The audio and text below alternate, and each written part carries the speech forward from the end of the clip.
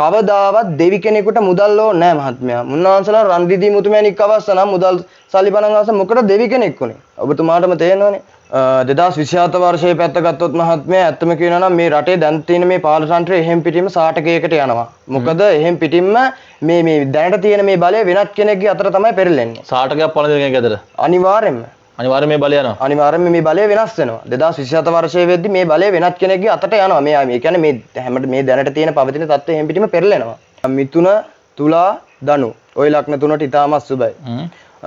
දරුපල පැත්තෙන් ගත්තා, ජහානමාන පැත්තෙන් ගත්තා, රම්මිලි මුදල් ඕන පැත්තකින් ගත්තත් ඇත්තම කෙනෙක් ඉතාමත් සුබයි. ඒ වගේම කටක ධනු, කුම්භ. ওই ලග්න තුනට මහත්ය 2027 වෙනකන් අනිවාර්යයෙන්ම මාර අපලයක් තියෙනවා. දේපල හානි වෙනවා. ඒ වගේම තමයි අපල යාරුවන්ගෙන් කරදර, ගොඩාක්ම මිත්‍ර කරදර තියෙන්නේ. හරිද? වශී ගත්තොත් එහෙනම් වශී 112ක් තියෙනවා. ඒ කියන්නේ කාම වශී, රූප වශී, නාම වශී. කාම වශී කියන්නේ මහත්තයා කාමෙන් තෙත් විච්ච දෙන්නෙක් එක් කරන්න ඕනේ. රූප වශී කියන්නේ දෙන්නෙක්ගේ රූප දෙකක් එක්කාලු කරන වශී බඳිනවා. නාම වශී කියන්නේ දෙන්නෙක්ගේ නම් දෙක කරන වශී බඳිනවා. ඕන් ඔහොම තමයි මහත්තයා වශී බන්ධනයක් කරගන්නවා නම් වශී බන්ධන කියන්නේ. ඇත්තම කියනවා මහත්තයා ඇත්තගෙන මේ ගුරුකන් ශාස්ත්‍රයේ පැත්ත ගත්තොත් එහෙනම් මන්ත්‍රයක්වත් පැය දෙකෙන් තුනේ දවසක අපිට නම් මතුරන්න බෑ. ඒක නිසා හරියාකාර මේ දෙයක් කරනවා නම් වශී බන්ධන පැත්ත ගත්තොත් එහෙනම් අපි නම් වශී බන්ධනයකට අඩුම දවස් දින 7ක් යනවා. 7ක් යනවා. දින 7ක් අනිවාර්යයෙන්ම මොන జగත මගේ ඉස්සරහට ඇවිල්ලා කිව්වත් මම කියන්නේ මෙච්චරයි. දින 7ක් අනිවාර්යයෙන්ම ගත වෙනවා මේක. වශී බන්ධනයට. වශී බන්ධනයක අනිවාර්යයෙන්ම දින 7ක් ගත වෙනවා. අනියන් සම්බන්ධතාවයක් ආවොත් මහත්තයා මන්නම් ගොඩාක් කියන්නේ මගේ දේවාලට එන්න කියලා මම කටයුතු කරලා දෙන්නේ. ක්‍රම සහ විදි ගත්තොත් මම ඔබතුමාට කිව්වා දැන් අනියන් සම්බන්ධතාවොත් ඉතින් ගොඩක් කට්ටිය කියන්නේ ඉතින් අනියන් සම්බන්ධතාවයක් කියන්නේ මෙපා කියලා යන එකනේ මහත්තයා. මට එපා කියලා යන එක. ඊට පස්සේ ඉතින් අර ඉතුරු එක කියන්නේ අනේ ගුරුනාංශ කොහොම හරි කමන්නේ මට මේව ගෙන්න ගන්න. ඉතින් මං කරන්නේ මහත්තයා මගේ පැත්තෙන් මම වෙන්න ඕන දේවල් මං ඉෂ්ට කරනවා. ඒ කියන්නේ වශී බන්ධනය මාර්ගේ මං ගෙන්නලා දෙනවා. මම දැන් මෙහෙම පත්තිනි මෑණියන්ගේ මාර්ගෙන් අනිවාර්යයෙන්ම කළ යුතු කටයුත්තක් තියෙනවා. ඒ කියන්නේ ඒ ගෑනු කෙනා මහත්මයා ශරීරය සම්පූර්ණයෙන්ම පිරිසිදු කරන්නා වූ ආකාරයට මේ ඉන්න පත්තිනි මෑණියන්ට බාර දීලා කරන්නා වූ කටයුත්තක් තියෙනවා දින 14ක. ඒ දින 14ක කිරි පූජාවක් තියෙනවා. ඒ කිරි පූජාව තියලා අනිවාර්යයෙන්ම දින 14න් දරුපල අරන් දෙනවා.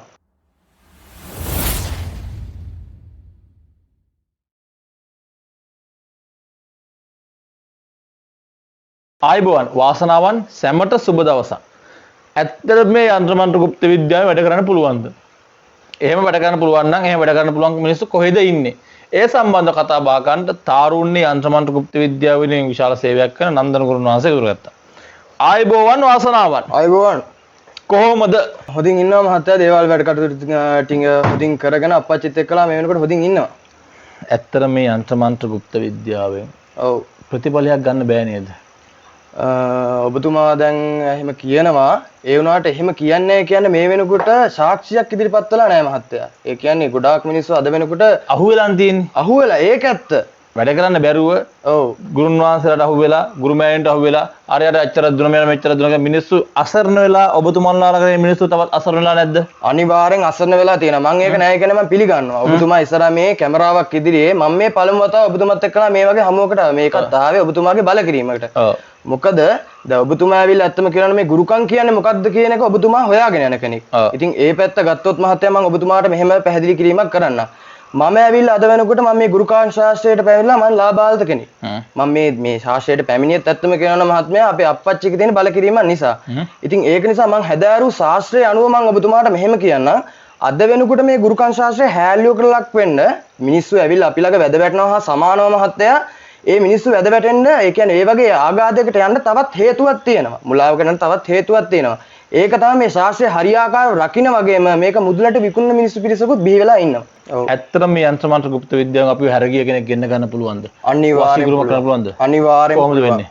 මම ඔබතුමාට ඒක ගැන මෙහෙම කියන්නම්. දැන් ඔබතුමා ඒ දේ ගැන කතා කරව පළියට දැන් මෙහෙමයි. ඒ කියන්නේ සාමාන්‍යයෙන් අද වෙනකොට හැරගිය කෙනෙක් ගෙන්නනවා කියන මහත්මයා සාමාන්‍යයෙන් අද වෙනකොට මිනිස්සු ගොඩාක් ඉතින් බෙල්ල කර කඩවලට දේවාල දාගෙන බෙල්ල කර උන්දලා ගොඩාක් කරන්නේ ඉතින් වශී බන්ධනයන් මාර්ගයෙන් ගෙන්නනවා කියලා කට කතාවක් පතුරනවා. ඒ වුණාට මහත්තයා ඇත්තම කියනවා ඔබතුමා වුණත් දන්නවා සමහර විට ඔබතුමා මයිත් එක්කලා මේ රට රාජ්‍යවල පවා කියලා මේ ගුරුකම් ශාස්ත්‍රය ගැන ඔබතුමා හොයනවා. ඔබතුමා වුණත් තාම දැනගන්න නැතුව ඇති මේ වශී බන්ධන පැත්ත ගත්තත් වශී බන්ධන එකක් නෙමෙයිනේ මහත්තයා තියෙන්නේ. වශී බන්ධන ගත්තොත් එහෙනම් වශී බන්ධන 112ක් තියෙනවා. හරිද? මම මේ කතා කරන්නේ මේ ලෞතර අමාමෑණී බුදුරජාණන් වහන්සේගේ කලේ ඉඳන් එන මේ ඉපැරණි ගුරුකම් ශාස්ත්‍රය මේ වෙනකොට හැල්ලුවකට ලක් වෙලා තියෙන මේ ගොඩක්ම මේ අද වෙනකොට පැවත ගන්න මේ වශී බන්ධන. මොකද මට උනත් කතා කරනවා මේ විදේශ රටවල වලින් පවා මේ වගේ මෙච්චර ගාණක් ගත්තා මේ විදිහට රැවටුවා. ඔහොම කියලා. ඉතින් මහත්තයා හරියට ඒ කියන්නේ මේ ගුරුකම් ශාස්ත්‍රය අද වෙනකොට කරගෙන යන මිනිස්සු ගත්තොත් එහෙම මට වඩා වැඩිමල් මිනිස්සුත් ඉන්නවා මට වඩා බාල අයත් ඉන්නවා. මං අද වෙනකොට මේ ගුරුකම් ශාස්ත්‍රයට පැමිණලා මේ මෑත කාලයක්. ඉතින් මං ලාබාල කෙනෙක්. ඉතින් ඒ වුණාට මහත්තයා මම මෙහෙම කියන්නම් වශී පැත්ත ගත්තොත් එහෙම වශී තියෙන 112ක්. ඔබතුමාට මම මේ පැහැදිලි කිරීමක් කියන්නේ ඔබතුමා ඇහුව නිසා මේ ගුරුකම් කියන්නේ නැත්නම් මේක රාශිගතව කරන දෙයක්. මේක මම පැහැදිලි කිරීමක් කියන්නේ වශී ගත්තොත් මහත්තයා වශී තියෙන 112ක්. ඒ 112න් මම ඔබතුමාට තුනක් ඕයි නම් පැහැදිලි කිරීමක් කරන්න. කමක් නැද්ද? කමක් නැහැ තුනක් කරනවා. මහත්තයා මෙහෙම වශී ගත්තොත් එහෙම වශී 112ක් තියෙනවා. ඒ කියන්නේ කාම වශී, රූප වශී, නාම වශී. කාම වශී කියන්නේ මහත්තයා කාමෙන් තෙත් විච්ච දෙන්නෙක් එක් කරන්න ඕන දෙයක්. රූප වශී කියන්නේ දෙන්නෙක්ගේ රූප දෙකක් එක්කාලු කරන වශී බඳිනවා. නාම වශී කියන්නේ දෙන්නෙක්ගේ නම් දෙකකට කරන වශී බඳිනවා. ඕන් ඔහොම තමයි මහත්තයා වශී බන්ධනයක් කරගන්නවා නම් වශී බන්ධන කියන්නේ. වශී ගත්තොත් එහෙම දේහ වශී තියෙනවා, මෝහ වශී තියෙනවා, වශී එකක් නෙමෙයි. ඉතින් මට තියෙන ප්‍රශ්නේ තමයි ඉතින් මේ මෙච්චර පොඩි වයසින් මට දැන් අවුරුදු 28ක් වෙනවා. මට මේ අවුරුදු 28ක් වෙලා මම මේ කියන්නේ මම මේ දන්න දේවත් අද ගොඩක් අය නොදැනගෙන වශී බන්ධන කරනවා. ඒක මට ලොකු ප්‍රශ්නයක්. දැන් වැඩේ කියන්නේ දැන් අපිව දාලා ගිහිල්ලා අපිට අකමැත්තෙන් ඉන්න කෙනෙක් අපි මේ වශී කර ගන්න හදන්නේ. අනිවාර්යෙන්. ඒ වගේ දෙයක් ඇත්තටම මේ කොච්චර කාලෙකින් ඒවා ප්‍රතිඵල අරන් දෙන්න පුළුවන්ද? ප්‍රතිඵල අරන් දෙන්න ගත්තොත් මහත්තයා ගොඩක් මිනිස්සු ඔබතුමත් ওই දුරකථනේ බලනවා ඇති. මාත් දැකලා තියෙනවා සමහරක් කියනවා පැය 24න් ගෙනලා දෙනවා කියලා. සමහරක් කියනවා දවස් 3ක් ගෙනලා දෙනවා කියලා. පැය දෙකනොත් පුළුවන්. පැය දෙකෙමුත් ගෙනලා දෙනවා කියලා. ඇත්තම කියනවා මහත්තයා ඇත්ත කියන මේ ගුරුකම් ශාස්ත්‍රයේ පැත්ත ගත්තොත් එහෙනම් මන්ත්‍රයක්වත් පැය දෙකෙන් තුනෙන් දවසක් අපිට නම් මතුරන්න බෑ. ඒක නිසා හරියාකාර මේ දෙයක් කරනවා නම් වශී බන්ධන පැත්ත ගත්තොත් එහෙනම් අපි නම් වශී බන්ධනයකට අඩුම දවස් දින 7ක් යනවා. 7ක් යනවා. දින 7ක් අනිවාර්යයෙන්ම මොන జగත මගේ ඉස්සරහට ඇවිල්ලා කිව්වත් මම කියන්නේ මෙච්චරයි. දින 7ක් අනිවාර්යයෙන්ම ගත වෙනවා මේක. වශී බන්ධනයට. වශී බන්ධනයක අනිවාර්යයෙන්ම දින 7ක් ගත වෙනවා. ඒක ලංකාවේ විදේශ රට දෙක ප්‍රශ්නයක් නැහැ. විදේශ රටක ගත්තොත් මහත්තයා මේ මහමුහුදෙන් එහා පැත්ත කෙනෙක්. ඒක නිසා අනිවාර්යයෙන්ම මුහුදු කපොල්ලකට යන්න වෙන මේ කටයුතු කරනවා. ලංකාවේ ඉන්න කෙනෙක් නම් දැන් මෑත මේ කියන්නේ සාමාන්‍ය ලංකාවෙන් ඒ වගේ හැරගිය කෙනෙක් වශී බන්ධනය මාර්ගයෙන් ගෙනනවා ඒක අපිට සුළු දෙයක්. දැන් සාමාන්‍යයෙන් අර විදේශ රටක වගේ ගෙනනවා ඒක පොඩ්ඩක් අර මහා පරිමාණයෙන් කරන්න වෙනවා. මොකද මහත්තයා මේ මහමුහුදෙන් එහා පැත්තේ කෙනෙක් නැමත වාරය මේ අපේ මේ ලංකා භූමියට ගෙන්න ගන්න එක. ඒක නිසා අනිවාර්යයෙන්ම මේකට මහත්තයා මහමුහුදකට ගිහිල්ලා තමයි ඒක මුහුදත් එක්කලා සම්බන්ධ කරලා කරන්න ඕන වැඩ. ඒක මෙහෙනම් කරන්න බෑ. මෙහෙදම් කරන්න බෑ මහත්තයා. හිතනවා දැන් අනියන් සම්බන්ධතාව ඔබතුමාට එනවා ඇතිනේ. අනිවාර්යයෙන්. අනියන් සම්බන්ධතාවය මවත් කොහොමද කරන්නේ? අනියන් සම්බන්ධතාවයක් ආවොත් මහත්තයා මම නම් ගොඩාක් කියන්නේ මගේ දේවාලට එන්න කියලා මම කටයුතු කරලා දෙන්නේ. ක්‍රම සහ විධි ගත්තොත් මම ඔබතුමාට කිව්වා දැන් අනියන් සම්බන්ධතාවත් ඉතින් ගොඩක් කට්ටිය කියන්නේ ඉතින් අනියන් සම්බන්ධතාවයක් කියන්නේ මෙපා කියලා යන එකනේ මහත්තයා. මට එපා කියලා යන එක. ඊට පස්සේ ඉතින් අර ඉතුරු එක කියන්නේ අනේ ගුරුනාංශ කොහොම හරි කමන්නේ මට මේව ගෙන්න ගන්න. ඉතින් මං කරන්නේ මහත්තයා මගේ පැත්තෙන් මම වෙන්න ඕන දේවල් මං ඉෂ්ටු කරනවා. ඒ කියන්නේ වශී බන්ධනය මාර්ගේ මං ගෙන්නලා දෙනවා. මං ඔබතුමාට ඉස්සලා කිව්වත් වගේ මට මෙතන අර ලොකුවට කියන්න මොකද ඔබතුමාගේ කාලෙත් මෙතන නාස්ති වෙන එක වෙන්නේ. ආන් ඒක නිසා මං කෙටියෙන් පැහැදිලි කරවුවේ කිරීමක් කරවුවේ වශී බන්ධන ගත්තොත් මහත්තයා ගොඩක් තියෙනවා. ඒක කටින් කියලා නිම කරලා ඔය සමලිංගික වශීමත් වෙනවා ඇති. අනිවාර්යෙන් එනවා. කණමැන්දුම් වශී එනවා. ඒ කියන්නේ මහත්මයා පිරිමියෙක් ගැන ආශාවක් ඇති වෙන්නේ නැහැ. ගැහණියෙකුට පිරිමියෙක් ගැන ආශාව. ඒ කියන්නේ කණමැන්දුම් වශී. ඔය වගේ වශී බන්ධන ගොඩක් වෙනවා මහත්තයා. ඒක ඕන දෙයක් කරලා දෙනවා. අනිවාර්යෙන් ඕනම දෙයක් කරලා දෙනවා. වැරදිච්ච වැඩ මොකුත් නැද්ද? කිසිම වැරදිච්ච වැඩක් නැහැ මහත්තයා. මම ඕනම කෙනෙක්ට කියනවා මං හිතන විදියට හෙට උදෑසන වෙද්දී මේ වීඩියෝ එක ලංකාවාසී ලෝකවාසී සියලු දෙනාම දකි. එහෙම කෙනෙක් ඉන්නවා නම් ඉදිරිපත් වෙලා එහෙම දෙයක් වුණාද කියලා කියන්නත් මං කියනවා. බය නැතුව කියනවා. එහෙම වැරදිමත් තියෙනවද? වැරදීමක් තියෙනවා. මෙච්චර කාලයකට දැන් මම මේ ගුරුකම් ශාස්ත්‍රයට ආවේ ඇත්තම කියනවා මහත්මයා මම ලාබාල කාලෙදී. ඇත්තම කියනවා මේ ගුරුකම් කියන පැත්ත ගණ ගත්තොත් එහෙම මහත්තයා මම මේකට කැමති නැති කෙනෙක්. මොකද මගේ අප්පච්චිගේ බල කිරීමක් තිබ්බා. මොකද එතුමා කැමති එතුමා කරපු දේ. මොකද අර තාත්තා කරපු දේ පුතා නොකරවුවොත් එහෙම ඒක නොට්ටිය පුතා වෙනවා කියනනේ. ඒක නිසා අර තාත්තෙකුට පුතෙක් කියන්නේ අර ඇතෙක් වගේ කියලා තියෙනවා. ආන් ඒක නිසා මහත්තයා අපේ තාත්තා කැමති වුණේ නැහැ. මම මේ අධ්‍යාපන කටයුතු කරනවට මම ආසුනේ වුණාට කවදාද දවසක මේ අධ්‍යාපන පැත්තෙන් දියුණු වෙන්න. ඒ වුණාට එතුමා කැමතුනේ කොහොම හරි කමන්නේ පුතේ මේ මම කරපු දේ ඔබත් කරන්න ඕනේ. අනිවාර්යයෙන්ම මගෙන් පස්සේ මේක මෙතනින් එහාට නැති වෙනවා. ඒක නිසා අනිවාර්යයෙන්ම මගෙන් ඉස්සරහට ඔබ හිටගනින් කියන එක මගේ තාත්තයි කටින් කියවුණා. ඒක නිසා අප්පච්චිගේ බල කිරීම නිසා අද වෙනකොට මහත්තයා අවුරුදු 28ක් මේ කටයුතු අවුරුදු 16 ඉඳන් කරගෙන එනවා. දැන් ගුරුනාථ දැන් අර මේ දැන් අපි දැක්ක මේ ළඟදී අර තැඹිලි ගෙඩියක් අරගෙන දරුණු පර ලබා දෙන වීඩියෝ එක. අනිවාර්යයෙන්. ඒ කාන්තාව නිර්වත් කරලා කාන්තාවගේ ජීවිතේ නැත්තර නැති කරලා දාලා ඒ වගේ දේවල් ඇත්තටම මේ ගුරුකම් වලින් කරන්න පුළුවන්ද? අනිවා කිසිම දෙයක් බෑ මහත්තයා. ඒක ඉතින් ඔබතුමාට උනත් පේනවනේ මේ ඔබතුමාට උනේ ඇස් දෙකෙන් දැක්කම පේන එක මුලාවක් කියලා මහත්තයා. දරුපල දෙන්න පුළුවන්ද ඇත්තටම මේ? දරුපල දෙන්න පුළුවන් මහත්තයා. පත්තිමෑණියන්ගේ මාර්ගයෙන්. ඒ කියන්නේ අර වගේම මේ වැඩ කළා. නෑ නෑ ඒ වගේ මේ තැබිලි ගෙඩියකින් මහත්තයා ඉතින් දරුපල ගන්න පුළුවන්. නෑ එතන ප්‍රශ්නේ තියෙන මහත්තයා තැඹිලි ගෙඩිය කාන්තාව නිර්වත් කරපේකනේ. ඒක එතන තියෙන ප්‍රශ්නේ මහත්තයා. ඔය වගේ මේ ගුරුකම් කටයුතු වල ඇත්තම කියනවනේ මේ දෙයිය බුද්ධ ඉස්සරහා මේ ගෑණියව කමු හෙළුවෙන් තියන්නේ නෑනේ මහත්තයා. ඔබතුමා මෙච්චර කාලයකට එහෙම දෙයක් අහලා තියෙනවද? මම ඔබතුමාටත් වැඩිය මම බාල කෙනෙක්. මම මේ කියන්නේ ඔබතුමාත් ඒ වුණාට මේ සාමාන්‍ය ඔබතුමා මේ ගුරුකම් ගැන හොයන කෙනෙක්. ඔබතුමා මෙච්චර කාලයකට එහෙම දෙයක් අහලා තියෙනවද? අහලා නැති නිසා තමයි ඔබතුමාගෙන් අහනවා. ඒක තමයි. මම ඔබතුමාට එහෙනම් කියන එහෙම දෙයක් කරන්නේ නෑ. කිසිම දෙයකදී මේ දෙයිය බුද්ධ ඉස්සරහා මාපුල තියාගෙන ගෑණියෙක් කවදාවත් මහත්මයා අමු හෙළුවෙන් දපන්නේ නෑ. ඒක බොරුවක්. ඒතර කොහොමද දරුපල් ලබා ගන්නෙ? දරුපල් ලබා ගන්නවා නම් මහත්තයා මෙහෙම පත්තිනි මෑණියන්ගේ මාගෙන් අනිවාර්යයෙන්ම කළ යුතු කටයුත්තක් තියෙනවා. ඒ කියන්නේ ඒ ගෑනු කෙනා මහත්මයා ශරීරය සම්පූර්ණයෙන්ම පිරිසිදු කරන්නා වූ ආකාරයට මේ ඉන්න පත්තිනි මෑණියන්ට බාර දීලා කරන්නා වූ කටයුත්තක් තියෙනවා දින 14ක. ඒ දින 14ක කිරි පූජාවක් තියෙනවා. ඒ කිරි පූජාව තියලා අනිවාර්යයෙන්ම දින 14න් දරුපල් අරන් දෙනවා. ඉතින් මේ ඉදිරි කාලය තුල සුබ ලග්න මොනවද අසුබ ලග්න මොනවද? මිථුන, තුලා, ධනු. ওই ලග්න තුනට ඉතාමත් සුබයි. දරුපල පැත්තෙන් ගත්තා, ජහානමාන පැත්තෙන් ගත්තා, රම්මිලි මුදල් ඕන පැත්තකින් ගත්තත් ඇත්තම කෙනෙක් ඉතාමත් සුබයි. ඒ වගේම කටක ධනු, කුම්භ. ওই ලග්න තුනට මහත්තයා 2027 වෙනකන් අනිවාර්යයෙන්ම මාර අපලයක් තියෙනවා. දේපල හානි වෙනවා. ඒ වගේම තමයි අපල, යාළුවන්ගෙන් කරදර, ගොඩාක්ම මිත්‍ර කරදර තියෙන්නේ. හරිද?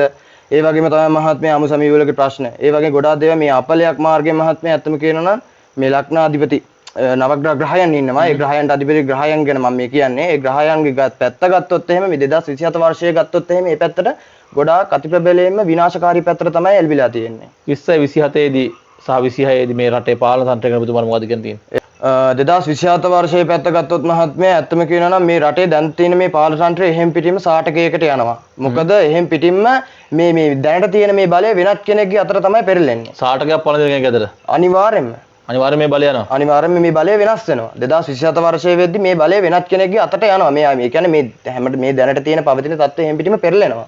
ඒක අනිවාර්යයෙන්ම වෙනවා 2027 වර්ෂයේ. ඒක සාමාන්‍යද අපි 2029 නේ ජනාධිපතිවරණේ තියෙන. ඊට කලින් මේක වෙනස් වෙනවා. ඊට කලින් මේක වෙනස් වෙනවා. දැනට උනත් මුල් අදීර පෙන්නලා තියෙන්නේ දැනට උනත් ඒ කියන්නේ අපිට ඔබතුමා කියන්නේ සාටකයකට බලය යනවා. සාටකයකට බලය යනවා. අපේ අයිසරණලා දුප්පත් වෙලා මිනිස්සුන්ට ඔබතුමාට දෙන්න තියෙන පණිවිඩය මොකද්ද? පණිවිඩය තියෙන්නේ මහත්මයා දැන් ඔබතුමා ඇවිල්ලා ඉන්නේ මාව හම්බෙන්න. ඇත්තම කියනවා වැඩ රාජකාරියක් බහුල වෙලා ඉදී තමයි ඔබතුමා ආවේ. ඔබතුමා කියනවා නම් ඔබතුමා මම දැනුවත් කෙනෙක්.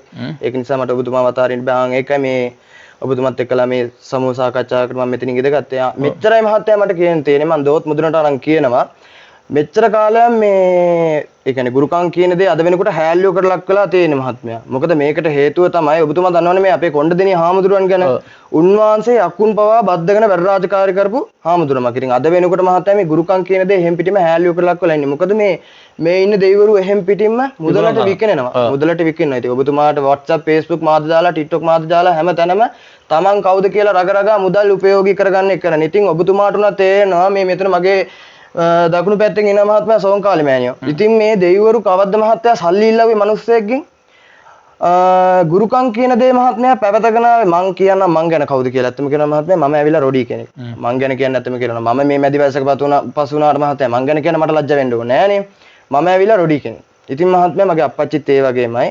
ඉතින් ඒක නිසා මං ඔබතුමාට මෙහෙම කියන්න මේ ඉපරිණි කාර්යයක් මේ ලෞතර අමාමෑණී බුදුරජාණන් වහන්සේගේ කාලක ඉඳන් පෞරාණික මේ ගුරුකම් ශාස්ත්‍රය අද වෙනකොට හැල්ලුවකට ලක් වෙලා තියෙන මේ හොරු තක්කඩි පිරිසක් බිහි වෙලා ඉන්නවා. ඒකට මහත්මයා මං කියන්නේ මේ මිනිස්සුන්ට හැමෝම දිහා එක ඇහින් බලන්න එපා. මොකද මහත්මයා මේ ඒ කට්ටිය දැන් අර කට්ටිය දිහා බලන විදිහටමයි අපි දිහාත් බලන්නේ. කවදාවත් දෙවි කෙනෙකුට මුදල් ඕනේ නැහැ මහත්මයා. මුන්නාන්සලා රන් දිදී මුතුමැණික් අවශ්‍ය නම් මුදල් සල්ලි බණන් අවශ්‍ය මොකටද දෙවි කෙනෙක් උනේ? ඔබතුමාටම තේරෙනවනේ. ඕක තමයි මහත්මයා මට අවසාන වශයෙන් කියන්න තියෙන්නේ. ඉතින් පිටරටවල ගිහිල්ලා ලැට් පවා හොදන මිනිස්සු ඉතින් කටයුතු කරගන්න කතා කරනවා. එහෙන දුකයි කතා කරද්දී ඒක ඛේද වාචකයක්. මම කියන්නේ මෙච්චරයි. තමන්ගේ දහඩිය මහන්සියෙන් හම්බ කරන සල්ලි වෙන කෙනෙකුට දෙන්න කලින් එක සැරයක් නෙමෙයි 10 වතාවක් හිතලා බලන්න. මොකද මහත්මයා මේක අර ගුරාගේ පැත්තට විතරක් අපි මම කියන්නේ මම මෙතන මම්ම හරි කියලා මගේ අනන්නතාවය ඔප්පු කරලා මේ මට වැඩි බාල කට්ටියක් ඉන්නවා වැඩි බාල කට්ටියක් ඉන්නවා. මම ඒ කට්ටියට මම වැරදි කියලා කියන්නේ නැහැ. මම වැරදි කියලා කියන්නේ මං කියන්නේ මෙච්චරයි. ගුරාගේ පැත්ත වගේම තමයි ගුරාට වැඩ රාජකාරිය බාර දෙද්දී උබලා දැනගනින්න උට වැඩ රාජකාරිය බාර දෙන්න ඌ හරි එකෙක්ද කියලා. ඌ ගැන හොයලා බලපල්ලා. මොකද උඹලා කියන ගාන දෙන්න පුළුවන් නම් උඹලගේ වැඩේ හරියට කරගෙන යනවද කියලා උඹට බලන්න පුළුවන්නේ. වැඩ රාජකාරියක් කරගන්න ඕන දේවාලයට යන්න කියන එක තමයි මන්නම් කියන්නේ වඩාත්ම මහත්තයා. ඉතින් ඔබත් වැඩ රාජකාරියක් කරනවා නම් ඔන්ලයින් පස්සේ යන්න නැතුව දේවාල වලට යන්න ගිහිල්ලා මුණ ගැහෙන්න කතා බහ කරන්න. ඉතින් මේ සම්බන්ධව කතා බහ කරේ නන්දන ගුරුන් වහන්සේත් එක්ක. ඉතින් ඔබතුමාට බොහොමත් ස්තුතියි අපිට සම්බන්ධ වුණාට. එනත් තෙරුවන් සරණයි.